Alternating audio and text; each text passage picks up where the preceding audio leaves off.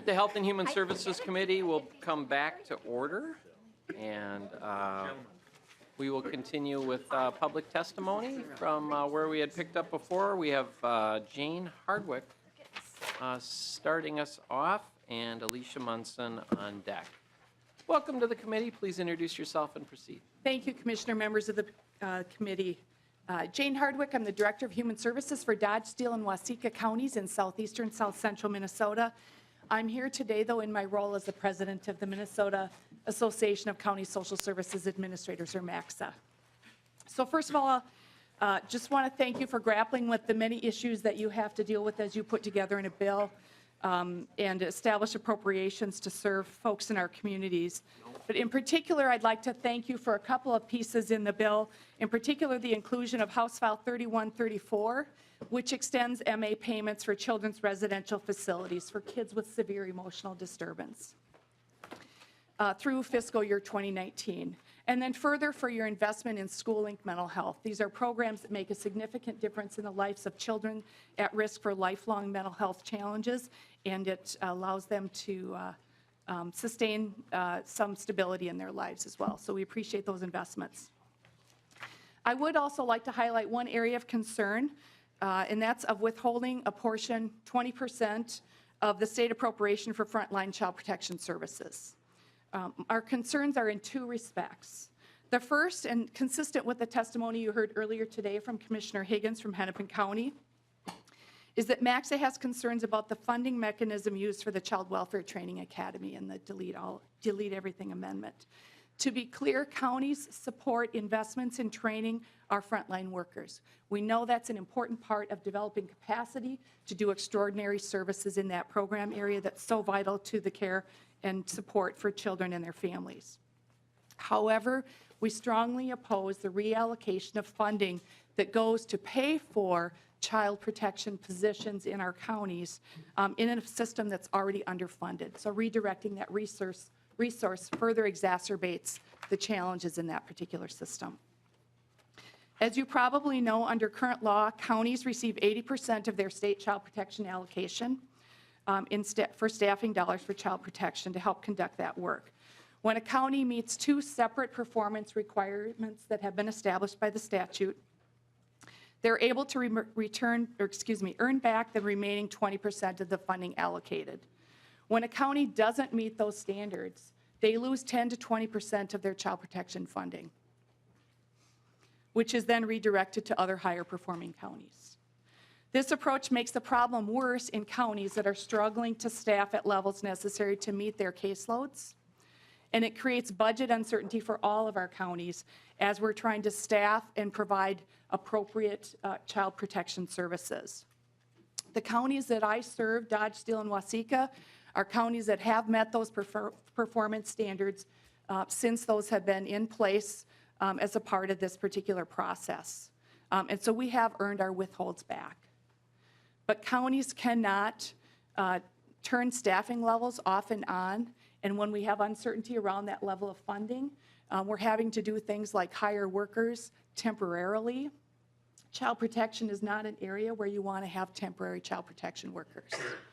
And particularly in a time when we have a low unemployment situation and a high demand for high quality child protection workers. Again, it further exacerbates challenges in our system. Rather, MACSA supports sunsetting the practice of withholding 20% of the child protection funding so that counties, all counties, have the opportunity to hire staffing necessary to improve their performance in this core human services responsibility that we have for the safety of children.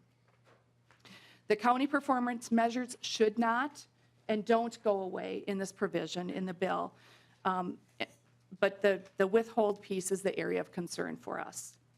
We're committed to working with you all to support increased funding for child protection system in ways that reduce caseloads so that staff can do work that they feel good about and that improves the safety and the likelihood of safe and healthy childhoods for children in our community, to provide public accountability and proactively address children and families' needs.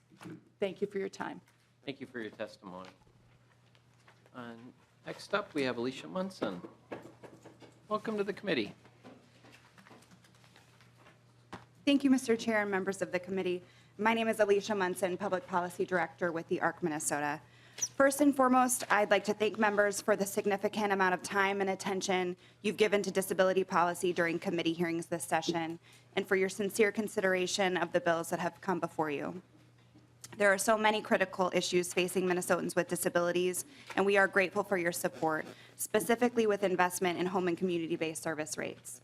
Putting a stop to the looming 7% cut is necessary to maintain stability in the HCBS system and to ensure that people with disabilities have access to services that help them live and work in settings of their choice. Thank you for any investment dedicated for the HCBS Innovation Pool as well. We know members of this committee share our priorities of improving competitive integrated employment outcomes, independent housing, and community inclusion for adults with disabilities, goals advanced through these competitive grants. We also appreciate your attention to the home care nursing shortage and efforts to address the needs of children with disabilities and complex medical conditions, and hope you'll continue giving thoughtful consideration to the concerns shared by parent advocates before this committee regarding the development of prescribed pediatric extended care centers. We look forward to any opportunity to work with bill authors and proponents to ensure positive outcomes for these children and to avoid any unintended consequences, such as the impact on racially and economically diverse families or the elimination of private insurance coverage for home care nursing. Finally, I'd like to thank members for the consistent demonstration of support you've given to advocates as we engaged in conversation around the enhanced rate for high needs PCA. While we understand that this is a bonding year and other issues have demanded attention, we are disappointed that this reform in the PCA program was not included. As you heard in testimony earlier this week, individuals who rely on 10 or more hours of support per day are facing life and death situations due to the acute shortage of PCAs, and hope you'll find a way to fund this critical priority as negotiations continue throughout these next few weeks of the legislative session. Thank you. Thank you, Ms. Munson. Mr. Chair. Representative Murphy. Thank you, Mr. Chair, and Ms. Munson. And I over our hiatus in between, did a little bit more reading to try and understand this disability waiver section of the bill. And you're testifying in support of it, and I'm wondering if you've been able to break it down, or if in the course of this evening before we go home, Mr. Chair, if there's someone that can help us kind of understand how this part of the legislation is going to work. All right. Ms. Munson. Mr. Chair and Representative Murphy, I know that Kevin Goodnow is here to provide a better explanation of the proposal in whole. Mr. Chair, would that be cool with you? Oh, yeah, absolutely. Okay. I don't know if he's on the list or not yet, but he's always welcome. Thank you, Mr. Chair. Welcome to the committee, Mr. Goodnow, and I know you can't explain the DWRS system so that I can understand it in less than 5 minutes, so probably Representative Murphy, but it's very complex, and I know Kevin can do a great job. So. Thank you, Mr. Chairman. Representative Murphy, I was actually looking at a text from my wife, wondering where the heck I was at. So could you repeat your question, please?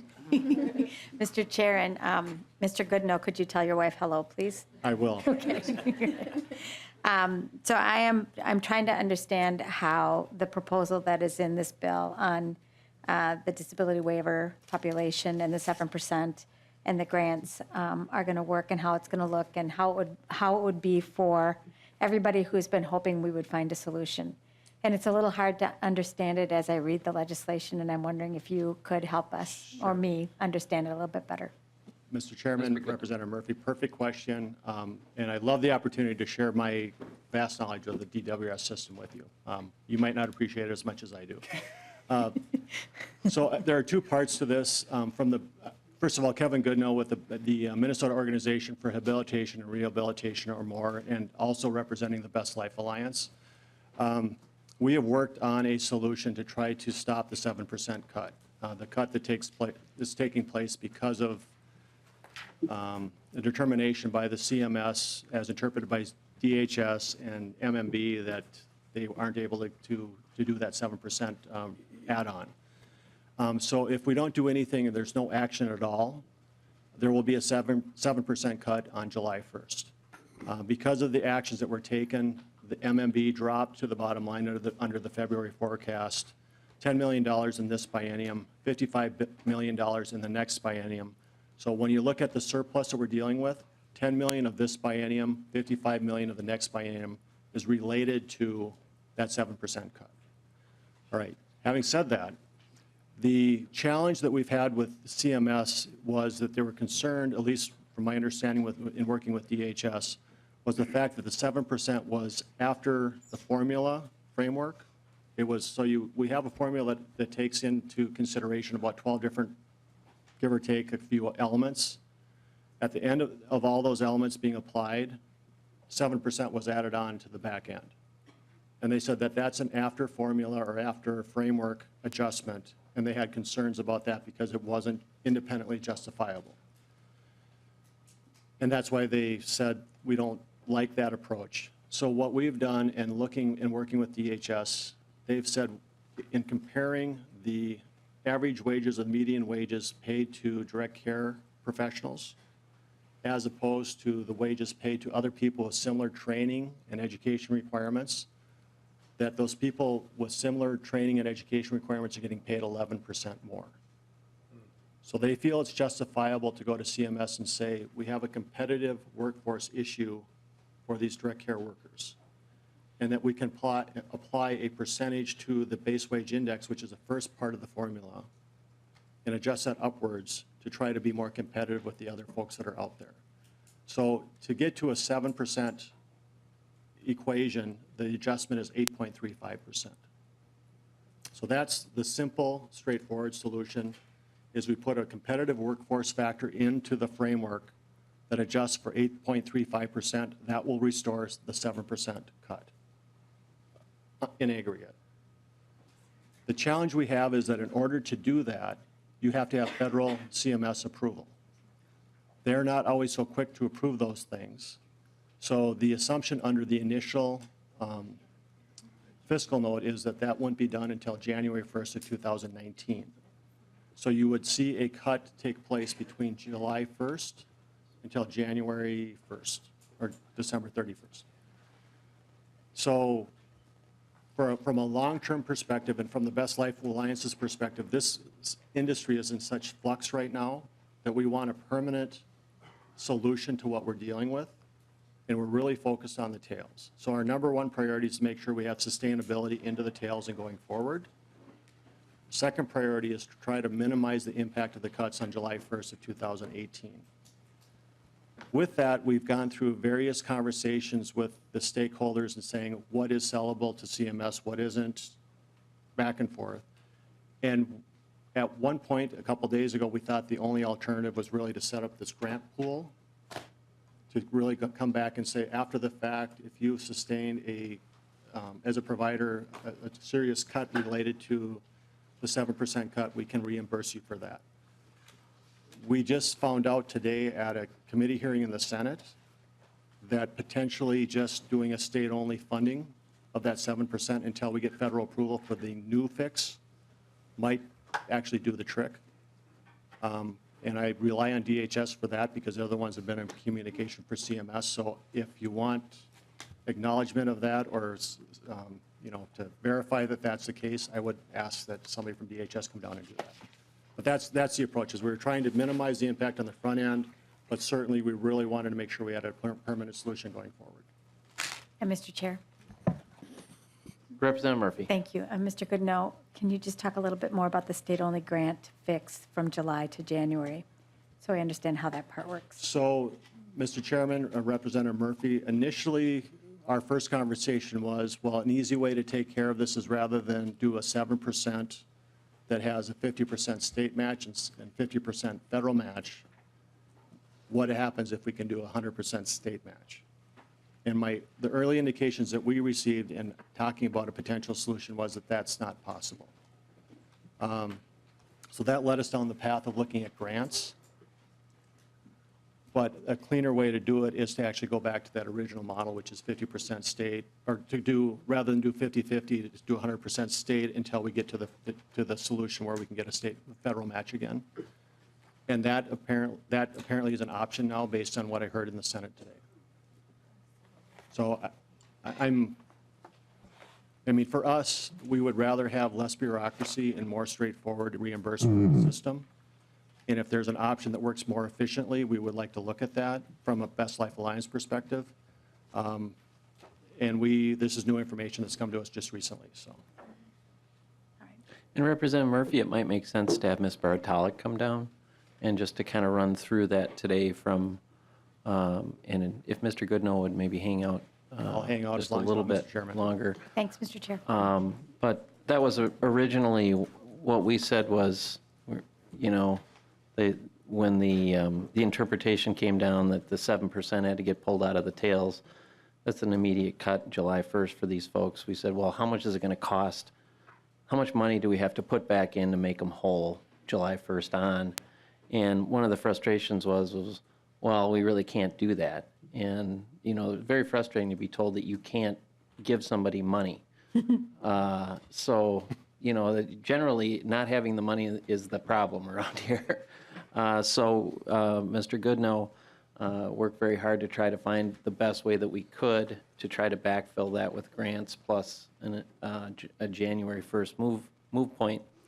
And then since there was, during our committee hearing today, became aware that there may be something different in the Senate, that DHS is going to interpret it a different way. Ms. Bartolic might be able to answer some questions about what went on over there today. If there's a slicker way to do it, that's great. So welcome to the committee. Mr. Chair, Alex Bartolic with the Department of Human Services. We're on a little bit of unknown territory, so we've all been working very hard to try to figure out the best way to handle the situation. When CMS first said we could not continue a methodology that had a framework where you were saying these are the costs and something that didn't have a framework and we're saying we needed to take action, we had said we need to continue paying. We would use state dollars to cover the non-federal share until we could get to the end of the fiscal year to allow time for a transition. And there was some concern about the state continuing to pay state-only dollars over a rate that was already there. And the way this occurs is that we actually pay the providers the full amount of money and we reimburse the federal share. As we've had more conversations with CMS about where we're going, and we did have a conversation with them very recently about the fact that the legislature was looking at adding potentially a competitive workforce factor or a way of investing dollars into the framework using research and evidence of something that could be measured and quantified over time. So there would no longer be an after-model adjustment. It would be something that was part of the framework. Then we were able to start having a conversation of how do we assure that there's not harm done while we get federal approval. So we talked to them about how quickly could we get federal approval, what would it take to move this forward fairly quickly, and also we didn't want to know, so we just didn't go to some of that, but it seemed that it was likely that we could explain that we are preventing harm. We don't want to bring a rate down while they're waiting to approve something that would actually increase it again. So this has been a lot of work trying to sort through the best way of going forward. But if there is something that is defensible for talking about the rate, because again, they weren't saying how much we were paying was inappropriate. They were saying how we came to that rate needed to be different. That we could explain that looking at the fastest possible process of getting approval on it and really just saying this is continuing a kind of our own corrective action to assure that we don't put providers in jeopardy while we get the rate increase. Good. Representative Liebling. Thanks, Mr. Chair, and thank you very much. This was extremely helpful to me. Thank you from both of you. Can either of you talk about that regional rate variation that's being eliminated in this proposal and how that's related? Because it seems like it's completely separate. Mr. Chairman, Representative Liebling, yes, I can, and Ms. Bartolic probably can too. We were one of the few people left standing from the initial negotiations on the 2013 legislation. The regional variance factor was something that the provider community put forward as what we wanted in the system to recognize the differences in the costs associated with providing care throughout the state. As we've seen it rolled out and how it's been applied, I think there are some huge flaws in the way the application of it and the data that we thought was available that actually isn't available on the difference in costs associated with that. And so what's ended up with for the regional variance factors, basically having DHS look at the Bureau of Labor Statistics analysis on the base wage index, which is actually what's being paid for wages in the different communities, which is a self-perpetuating process, because if you're already a low-paid area, they're looking at your low wage base in order to calculate the regional variance factor. So what we found over a period in the recalculation is it adds instability into the system. For example, in northwestern Minnesota, for the day services, went from having a reduction of 5% from the base to having that increased, so they're just a hair above the base. So they had a 5% swing over a 5-year period. And that was in a one-year period. So the instability in the rates is part of a problem. So what we really want is stability in the rate system and predictability from a modeling perspective. And the other element that's actually come up is it's based on the metropolitan statistical data and what the metropolitan areas are. And they can vary from period to period. I didn't realize that. But for example, from when the rate was first, or the variance factor was originally put into place, to the latest reiteration of it, a couple of counties were added to the metropolitan area. Now, in a couple years, when it's redone again, they could be pulled out of the metropolitan area. So that swing factor is a challenge. I'm getting in the weeds on this one. The other part of it is that the DWRS system is based on individual rates, so it's supposed to be tied to the individual receiving the services. The individual rates are tied on the regional variance factor to the lead county that person has. So somebody could have a lead county of Hennepin County, but actually receiving services, let's just say in Kitson County, northwestern Minnesota. With the regional variance factor, their rate would be calculated based on where they live rather than where they're receiving the services.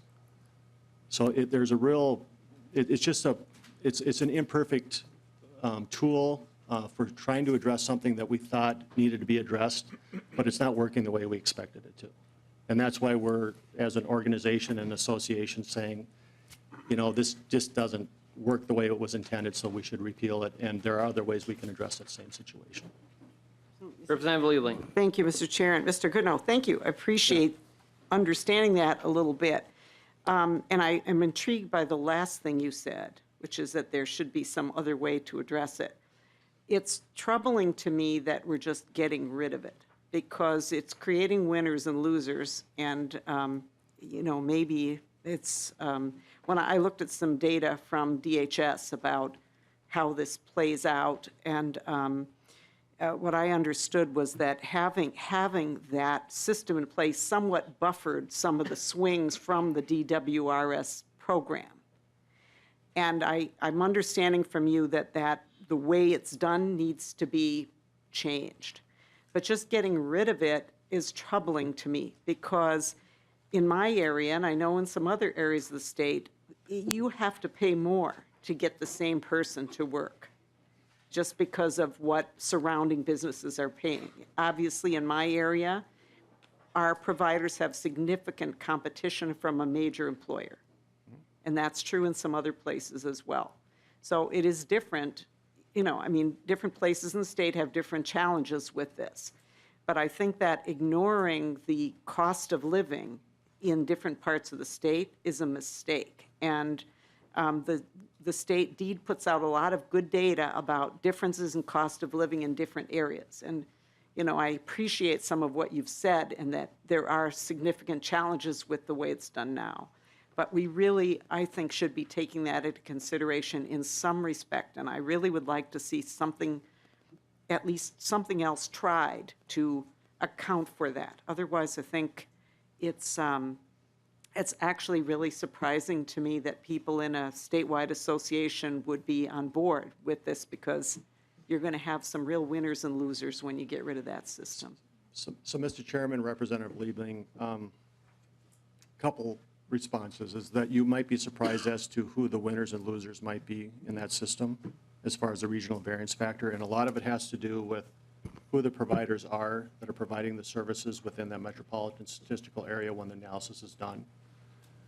I would argue in a community that I have a little bit of closer connection with up in the Fargo-Moorhead area, that's a metropolitan statistical area, basically underemployment up there, that it's hard to even find somebody to cut grass for under $13 to $14 an hour, that they have similar pressures in the system as well.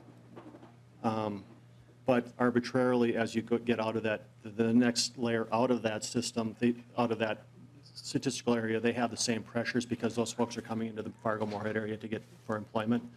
So what I would say is, and I'll just admit to this for people that love it or hate it, I was one of the people that was a big proponent of the regional variance factor when we were negotiating the 2013 legislation. You finally have that on the record. And looking at it 5 years later, it's not working the way we intended it. I don't think that any of us want to walk away from it completely, but I think we need to, I think there may be other mechanisms within the formula that would be a better way to approach it.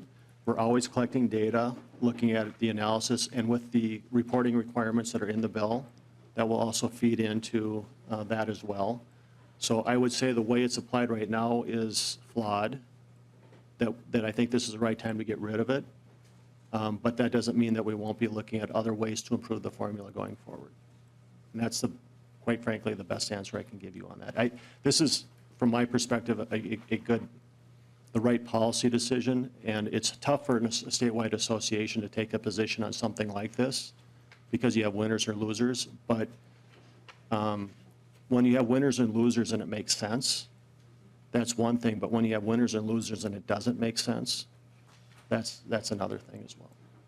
And I'll just say it from a bias, from a provider perspective, we're not certain. This is supposed to be a revenue or a budget neutral type of thing where you take from one and give to the other. I can't say with a straight face to the folks that I represent that there's not money leaving the system in that analysis. And I know I just, because it's all based on projections. And since if we don't have good data and you're making projections on bad data, money can leave the system and you don't even know it. It's just based on what you think is going to happen. So that's the other part of it. So do with it what you will, but this is what we think is in the best interest of the broader community. Thank you. Yeah. Representative Fisher. Thank you, Mr. Chair, and thank you to the testifiers. This has been pretty enlightening. One of the areas I had some questions on when you were talking earlier in your initial testimony, you were talking about the having to redo the rates and taking a look from a competitive wage type thing and looking at a similar profession. I'm curious, what were the average rates that you were looking at that time of what we were paying for here, what the competitive workforce was? I'm just trying to get an idea, what those average rates are right now. I can't imagine they're really high, but I'm just kind of curious what per hour are these folks being paid, and then what the similar profession, what they're being paid per hour. Ms. Bartolic. Mr. Chair and Representative Fisher, I can't answer the exact piece. We do know that when we looked at the direct care staff compared to other professions that had comparable skill and experience, they were being paid about 11% less. And we can get you information on the exact classifications we were looking at and some of the different information about wages. Representative Fisher. Thank you, Mr. Chair. And it would be nice to know that because I hear 11% less, and is that 11% less at $20 or $12? That kind of makes a little bit of a difference as we're taking a look at structures going forward in time. And, Mr. Chairman, if I could Representative just Goodenow. Mr. warn Goodenow, sorry. members that, again, and remind members, and we've been reminded of this every year since we implemented the system, that the beginning number in the formula is the Bureau of Labor Statistics base wage index, but it's treated as a formula number. It doesn't necessarily equate to what actually is being paid to the caregivers in the community, because there are other things that happen to that formula as it goes through the process, including racial determinations and breaking it down to 15-minute increments. So there's just a warning or a asterisks that I want to put next to that number. Representative Fisher. So I understand there is going to be an asterisk there. What I'm looking for is, with the asterisk, is what the direct care people are actually getting paid, or and then what they should be getting paid. Is that Mr. Chairman, Representative Fisher, understood. okay? Thank you.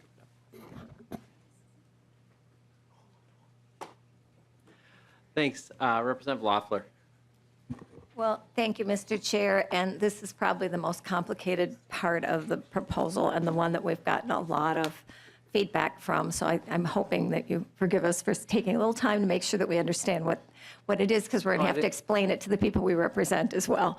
I think it worked out perfectly with the break that we had and coming back. I think we got some more information during the break, and we have a little extra time to go through it so that we wouldn't have had today, so it worked out perfect. Yeah, well, thank you. And, along with Representative Liebling, I do worry about the winners and the losers. And, when this was first proposed, we had models and the providers were given preliminary estimates. And I know that maybe caused more panic than people wanted. But at the same time, it also gave some sense of who was a winner and who was a loser. And we're now at a situation where we don't know, for those of us who represent areas where it's not just wages that are higher, it is real estate, it's rent, it's transportation. I mean, everything costs more in many respects. Just to find a place to have a program is difficult to find. It has to be accessible. It has to have, meet a variety of circumstances, and there's a real competition for those kind of spots. And so just that part of the budget can be enough if you're using statewide rates to make it really difficult to balance. And so I share the concern that we need to have some kind of differentiation of those real world differences in cost. It may be that a rural provider has much greater transportation costs because they're picking people up from farther away.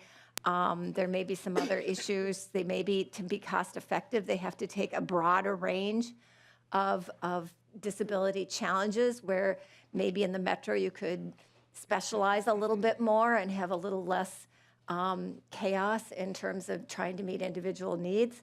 But, it seems to me that if we've already got 12 factors, there's got to be some way that we can differentiate between these real world cost differences.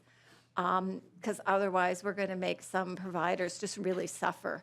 And I've never understood why the cost neutral needed to be part of this major change, because I have never in taxes and education policy and anywhere else ever seen us make a major change in a funding formula without some additional sweeteners to ease the transition. And it's made it harder for you and for all of us to work through it this way.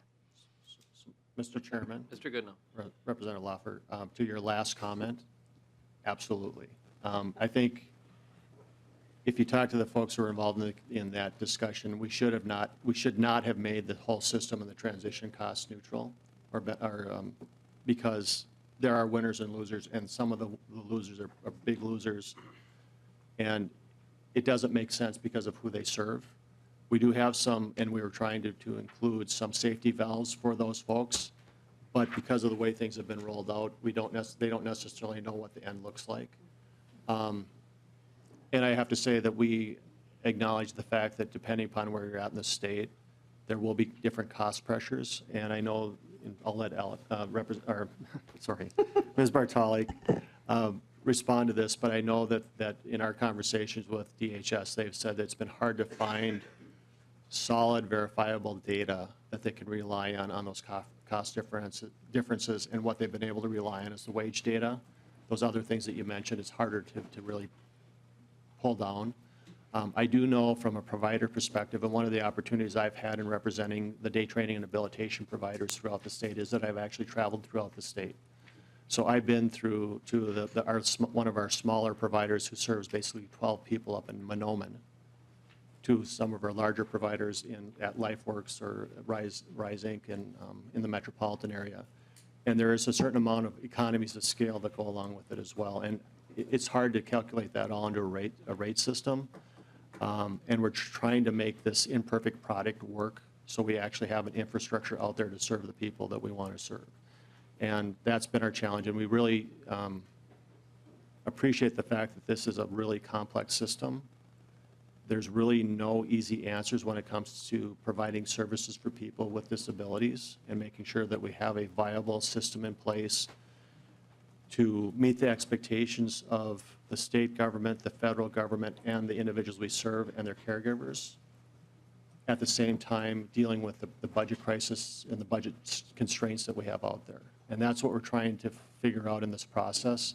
I'm going to take us off on one little tangent, and that's the fact that it's, and I've mentioned this at a previous meeting, that we have worked to build this into the system, the 7% plus the inflationary adjustment in this new rate system, and that compensated for the fact that it was a budget neutral type of transition, just to have to fight the fight over and over again for that 7%. And so we're fighting that again. And so for the sake of stability in the system going forward, that's what we're working on right now. But there are still a lot of things in flux that we have to work on, even when banding comes off. We know there are, in day training, there's transportation issues we have to deal with and trying to figure out what the costs and how to appropriately reimburse for that. We're making a transition from a system where we do a day rate for just doing anything from A to Z to trying to compartmentalize that, and how do you transition from a day rate to a 15-minute unit, and just changing that whole system from the pressures on the HCBS level of saying we want a more integrated model to make sure that that the folks you're serving are integrated into the community as much as possible based on their choice and the decisions they make. We have all these pressures at the same time they have this huge change in the system. And I'm sorry, I kind of took over your point, but you can take it back again, yes. So Ms. Bartolic is here too, so. Well, thank you, Mr. Chair, and I appreciate your taking it over because it is complicated. We have to factor a lot of things. One of my last question is, how does this system show the flexibility that we're going to need to deal with what I think is the biggest transition, which is not from one rate system to another, but it's to less and less people being served in all-day programs and instead going into competitive employment. Some will leave these programs, which will mean adjustments in size and scale and those sorts of things. Others will never come in because our school systems have had people in special ed from early on, and some of our adult programs are serving people who still are living, who never had the chance to have any special ed in their entire life. And so, we're going to have a change in clientele and a shrinking clientele. And how will the system be flexible enough to help us meet the court order under the Olmsted plan and just the changing life experiences of the people we're serving, because I don't want us to build a system and go through all this pain that we've been all enduring and struggling to figure out since 2013, and then find out it doesn't work as the population shifts and the abilities of the people that they're serving change too. Mr. Chair, those are really big issues. First of all, the disability waiver rate system was trying to take a system that was managed through 87 different counties that we didn't have information and put it into a place where we could actually provide information to policymakers to inform decisions. And there are bumps in the road. But some of the changes last year to try to start requiring some more cost reporting so that we're not doing surveys or trying to find out what's going on or relying on national data, but we can look at what's happening here in this state and variation across the state. The bill does include additional reporting around wages and data and overtime, and that's critical for us to really be able to provide you with information on decisions. The system needs to be nimble, and rates is just a part of it. Last year, there were 3 studies authorized that I think are really going to be influential as we look at next year. There was one looking at how should we administer these waivers? How should they be configured? What's the role of counties? What's the role of states? Should we have one waiver, or is there a different way of separating that out? Another one was to look at how do we do individualized budgeting? And I'm not talking about a heart if you can't do it under here, but how do we give funding parameters to say this is a reasonable amount of money based on these needs and circumstances so we can start shaping the services that are delivered. And then we also have a study around transportation to look at how are we paying for transportation, which the waiver ends up paying for a lot of, MA pays for a lot of, there's lots of issues still with it. And it's one of those services that as long as providers are responsible to get people around, we have a structure of our services that keeps that more limited. Those are 3 studies that are going on. The 2 studies are going, one we're waiting to make decisions on the final contractor, but we will have recommendations for next year. Probably not the final answer, but I think it will say if we want to be nimble going forward, looking at changes, these are some things to look at. We also need to continue looking at how we plan, how we talk about expectations. We absolutely have to look at different ways of using technology and different ways of supporting people so that people, the human assistance, is for those things that absolutely need people to do it, and that we are not paying for staffing when there are other ways of meeting those needs, because all the money in the world won't make up for the fact we just don't have enough people to do all the work as we go forward, and we need to use that more.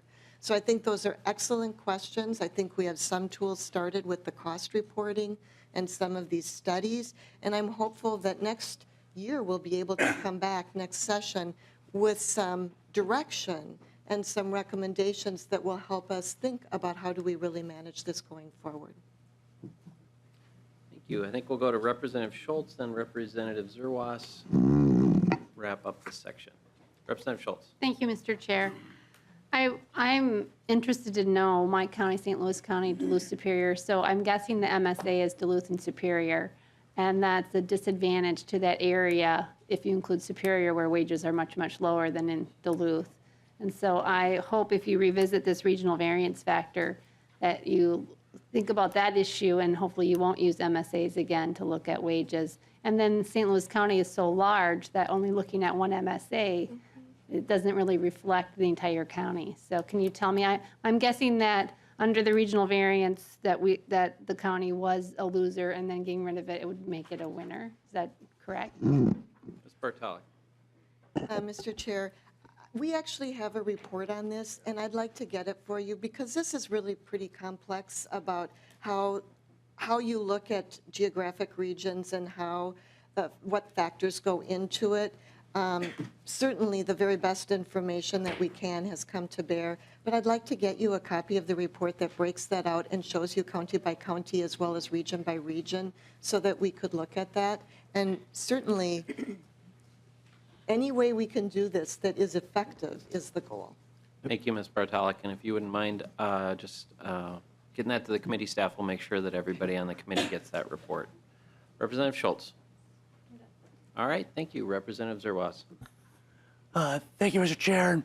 And, thank you so much, Mr. Goodnow, for the primer on this. It's been very instructive. I guess my question for Ms. Bartolic around the discussion that they had in the other body around the idea of, instead of putting this together through grants, doing a straight appropriation to make up that cut amount. It's my understanding that, along with concerns about getting approved for the waiver, that there was also a concern over the last several months expressed by DHS in the ability of the computer system to manage that straight appropriation and filling in the gap, and whether or not the computer system, even if we appropriated the money, if the computer system could handle that process and be able, if that was a viable solution because of the computer system within DHS. Ms. Bartolic. Mr. Chair, Representative Zerwas, is it whether or not our system can handle a state share of part of the rate? We can do that. We'll continue to pay providers, and it's what we're doing right now is then we will reimburse CMS for the portion. So it doesn't really require a computer system change. It requires us, for this particular approach, it requires us to go back and calculate where our payments have been and make repayment to CMS. Okay, perfect. So that helps clear up a lot. Thank you very much. And Ms. Bartolic, just to finish up, and I appreciate members' attention and for testifiers, apologize for kind of deviating down this track, but this, for this session, we basically got three things that both sides have wanted to address on the committee. One's opioids, certainly one's DWRS. That's probably the most complicated, and elder abuse. Those are the three things that I think both sides have said that we want to kind of tackle. This is the most complicated from a funding standpoint, so I appreciate the extra time. One of the goals that we have is to try to make this work and make, for the people who are working very hard for low wages, all the members here thought we voted and had passed a raise that was built into the future. And when we found out that because of the interpretation from CMS, that wasn't going to happen. Those are not fun things to find out and to tell people that in fact, not only are you not going to get a raise, but you're going to get a cut. That just doesn't work. And so we've been really trying to find a way to hold harmless those employees.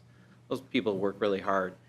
And from the testimony in the Senate, it seems as though there was a way in order that we could do that and pay for that for a certain amount of money to be able to do that. The DHS would say, yes, you can do that, and this is how much it costs.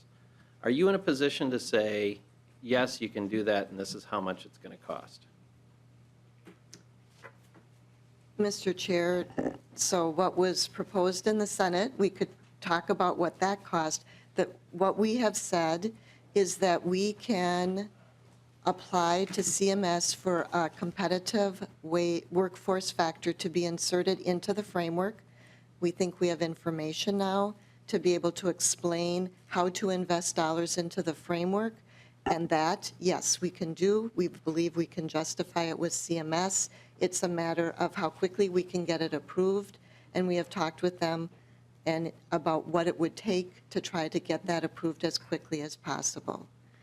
Great. And then we also believe we could continue paying the full rate using state dollars for the difference until we get federal approval, because it would be time limited and it's trying to mitigate the loss.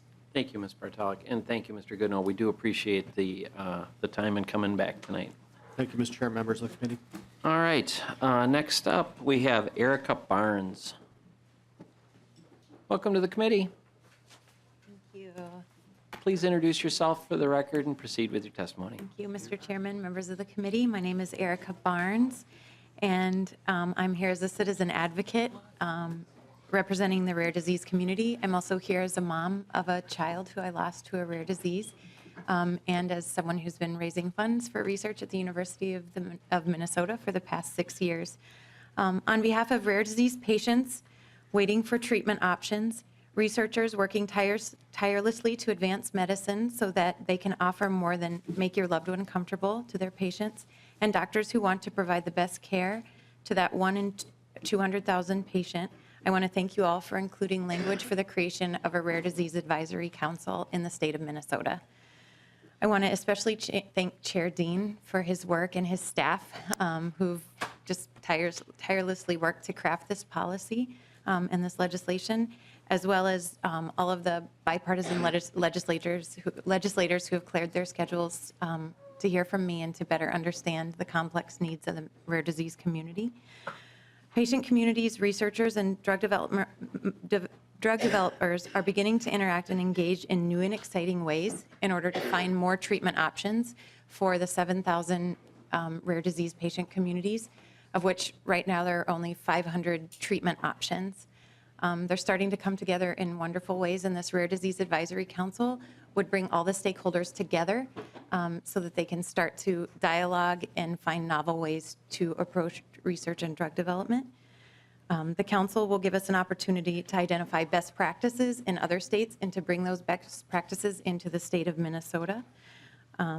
When my daughter was diagnosed with a terminal degenerative disease, I felt all alone. I had no idea that 1 in 10 Minnesotans is actually affected by some form of rare disease. I had to find all of my information from the internet by myself, and even my daughter's pediatrician had never heard of the rare disease.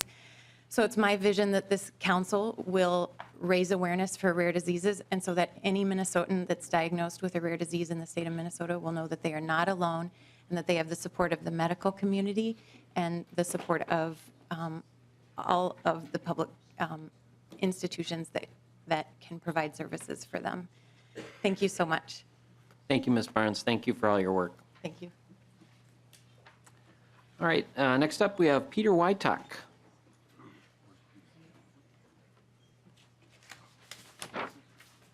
Welcome to the committee. Thank you, Mr. Chair and members. Peter Wytock, organizer with Hunger Solutions Minnesota.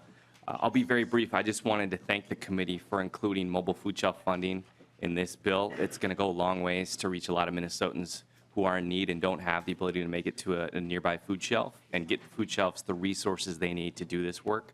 So we look forward to working with the committee as this heads to conference. Thank you so much. Thank you, Mr. Wytock. Next up, we have Amanda Jansen.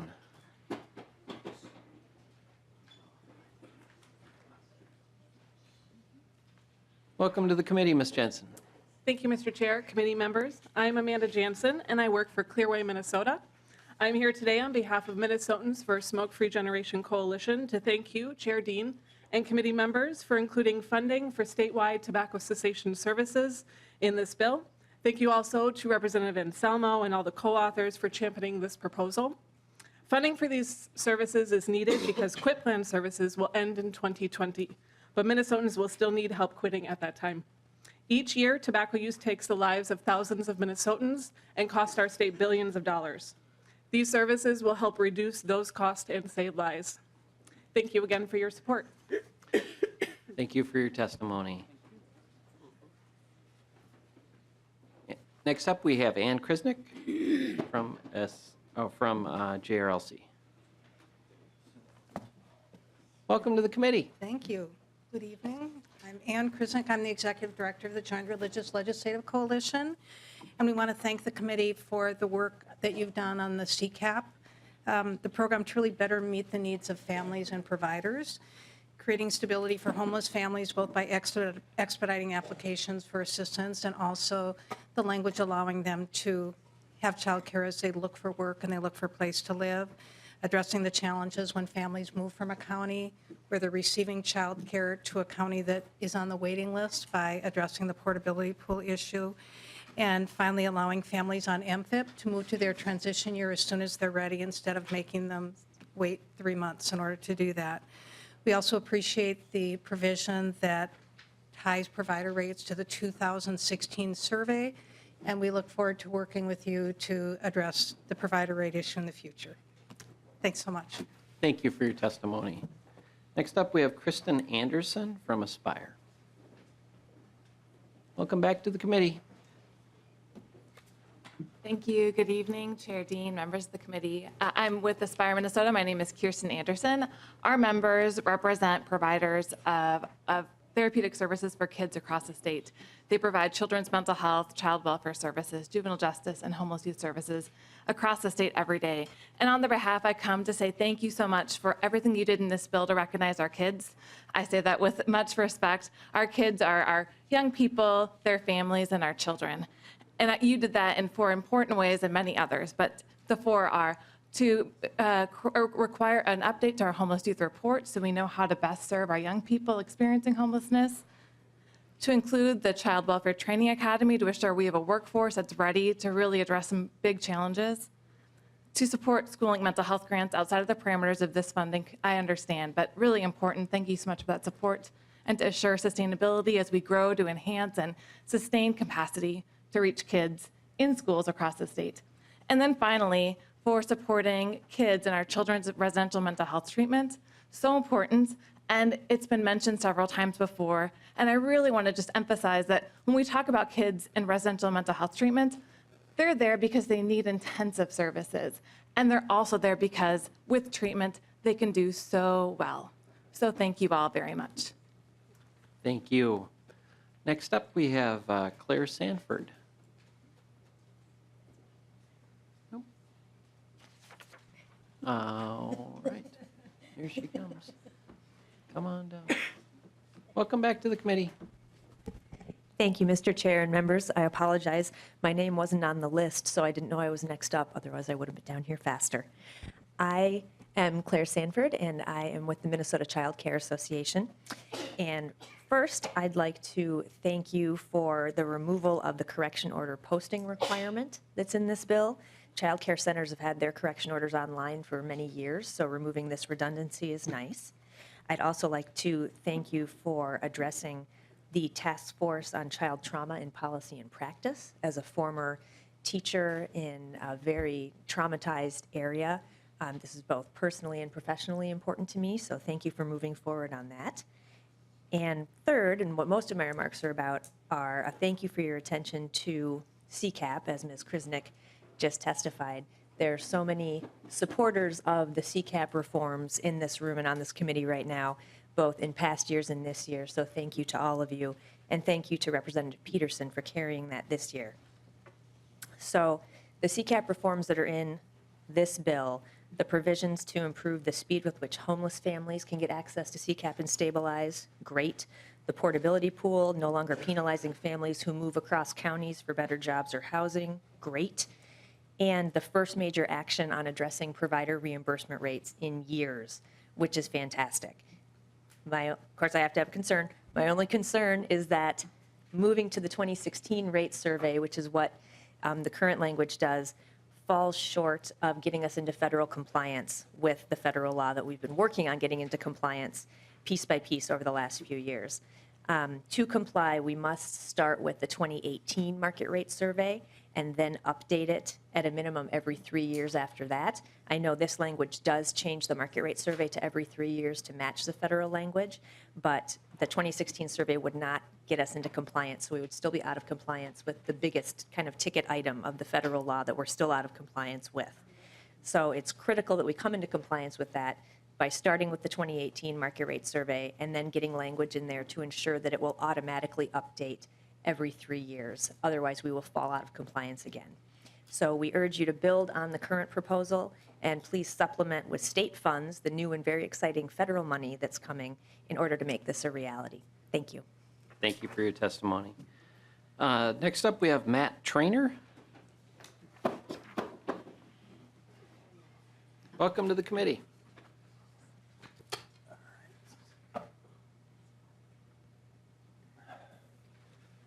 Thank you, committee chair and committee members. My name is Matt Trainer. I'm the director of organizing at the Minnesota Coalition for the Homeless.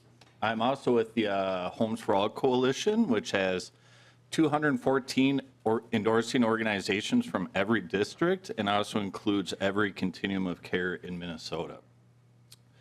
We have had over 50 community conversations this session alone about housing needs and solutions. Sadly, 2 of these solutions are not included in the Omnibus bill. It is the solutions that are not included are House File 3402. Now, while we're pleased that there are investments in the Omnibus bill that will provide services to vulnerable families, we believe House File 3402 would have added to the strategic and targeted investments for our most vulnerable communities.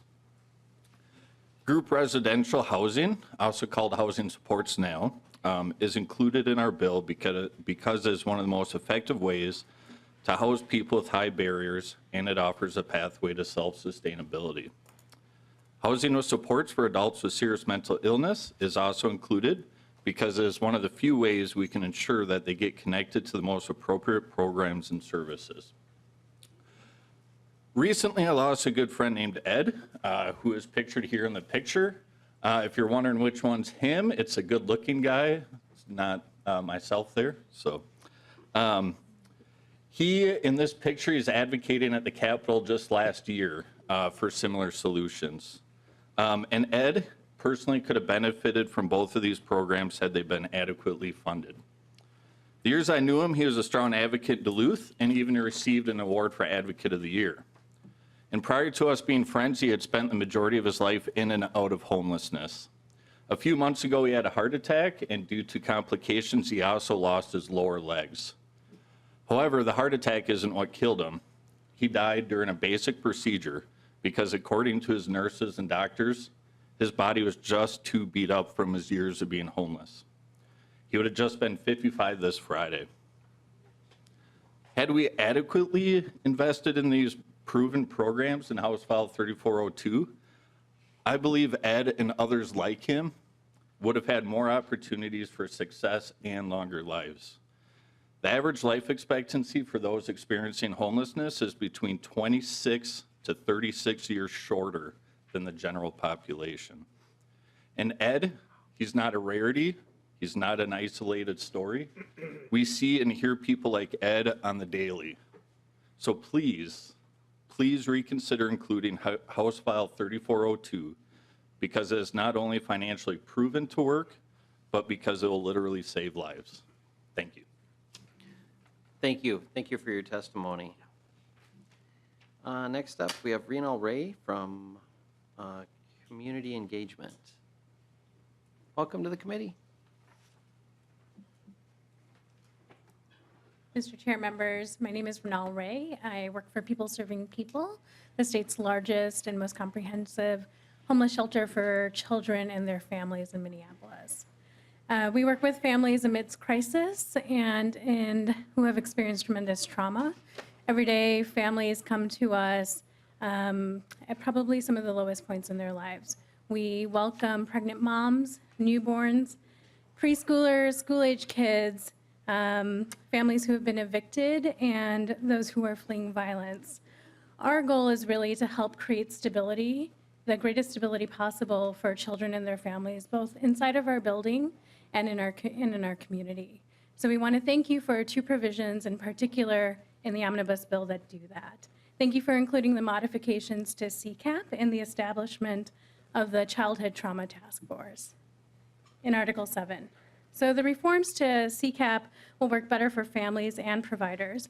We support these reforms in the section generally, and specifically those that create greater stability for homeless families. The expedited application processing, and the 90-day verification and activity waiver. These coupled provisions will help stabilize families that are seeking housing, employment, and childcare all at the same time from shelter.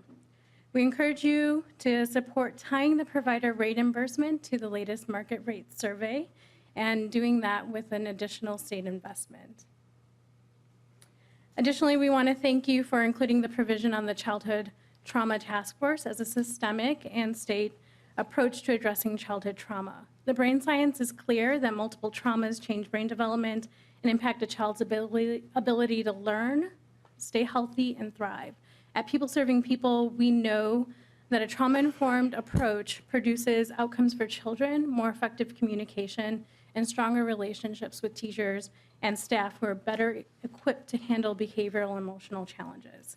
As children and families in our shelter interact with other systems, including healthcare, public safety, and education, it's our hope that these systems will also ask the question, what happened to you, instead of what's wrong with you. This task force is a really great first step in that direction. Thank you.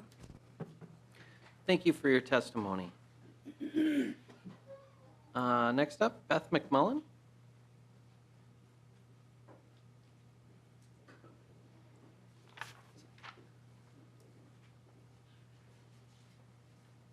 Welcome to the committee. Good evening, Mr. Chair, members of the committee. My name is Beth McMullen, and I'm Vice President of Government Affairs for the Alzheimer's Association. I'm here today on behalf of the Elder Abuse Coalition, which includes AARP, Minnesota Legal Aid, Elder Voices Family Advocates, and the Minnesota Elder Justice Center. We appreciate the committee's continuing commitment to work on important issues related to protecting vulnerable adults in long-term care settings across Minnesota. However, as we've testified before in this committee, the provisions included in this omnibus bill fall short of what's needed to prevent elder abuse and ensure the highest quality of care for everyone living in long-term care settings. These provisions failed to make necessary changes to our civil and criminal laws to hold abusers accountable. They do nothing to provide protections against arbitrary discharges, deceptive marketing practices, or protections against retaliation. Given the vulnerability of populations in these settings, we think these are important issues to address this session. Regarding the task force, we understand that dialogue with multiple stakeholders is needed to develop the standards and criteria for certification and licensing. However, we think the task force should be focused on how to do that licensing, not if it should be, if these facilities should be licensed. But we remain committed to working with this committee and the legislature on these complicated issues. Thank you, Mr. Chair. Thank you for your testimony. Next up, we have Jeremy Drucker from Mincher.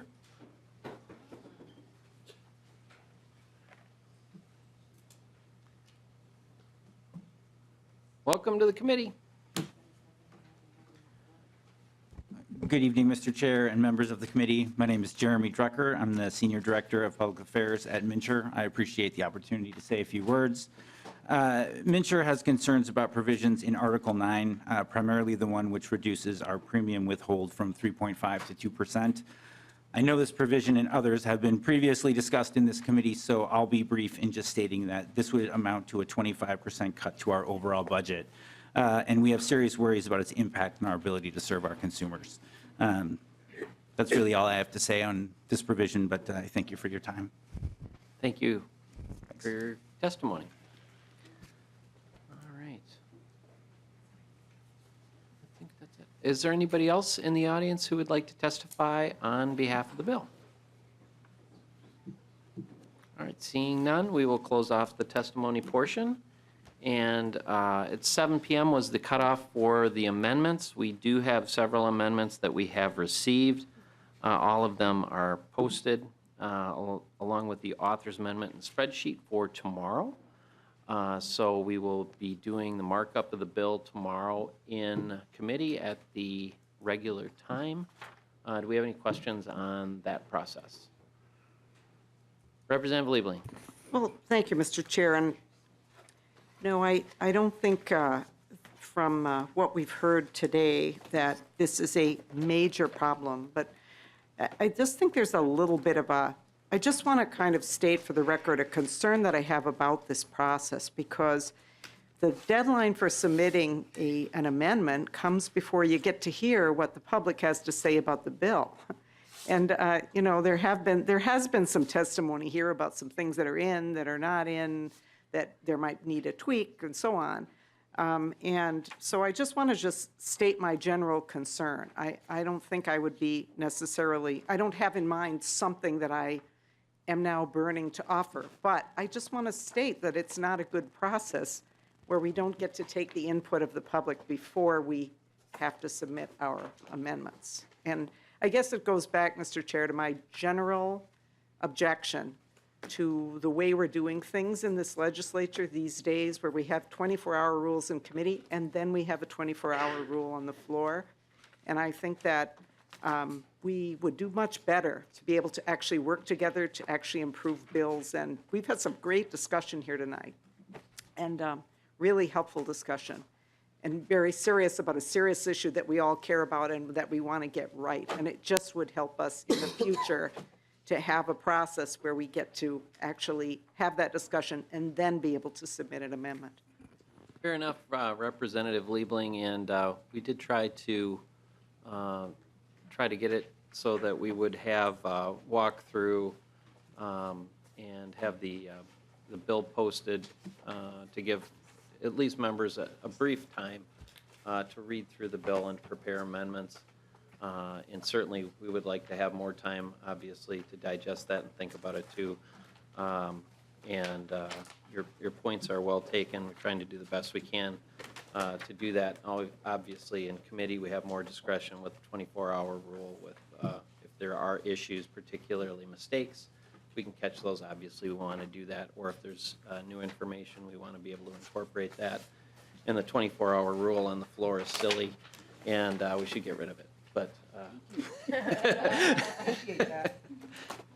So I do want to thank the testifiers for coming back tonight. Apologize about that, the delay, and also want to thank all the members for showing up tonight for the testimony. I know members had a long week, a lot going on with deadlines, and just about everybody's here for the whole thing, so that's really cool. So thanks, everybody, for listening to the testimony for the bill. I really personally appreciate that, and I know a lot of the people out there representing the people we're trying to help do as well.